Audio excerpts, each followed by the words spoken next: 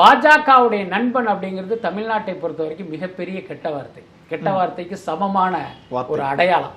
நீங்க ஒருத்தனை காலி பண்ணணும் அப்படின்னா இவன் பாஜகவுடைய நண்பன் சொன்னாலே அவனை காலி பண்ணிடலாம். என்னன்னா இந்த யதார்த்தத்தை இவர்கள் புரிந்து கொண்டு விஜயை அழிப்பதற்கான ஒரு கருவியா இந்த விமர்சனத்தை இவங்க முன்வைக்கிறாங்க. பட் எல்லாத்துக்கும் மேல தெரியும், மக்கள் பார்த்துக்கிட்டு இருக்காங்க. அவரும் போற இடமெல்லாம் பாஜகவை கடுமையா விமர்சனம் பண்றதை நம்ம பார்க்கிறோம். அதனால நிச்சயமாக எனக்கு தெரிந்து விஜய் அப்படி ஒரு பாதையை நோக்கி போக மாட்டார். அதுதான் உண்மை.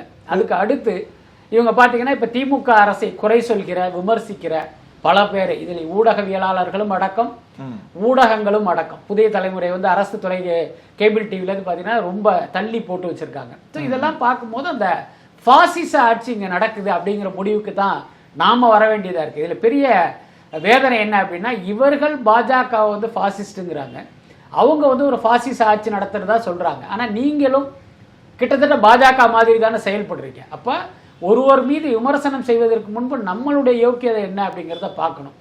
திமுக அதை செய்யலை அப்படின்னு தான் நான் நினைக்கிறேன். ஆச்சி ராயல் குலோப் ஜாமுன் பேக்ஸ் 1 வாங்கினால் 1 இலவசம்.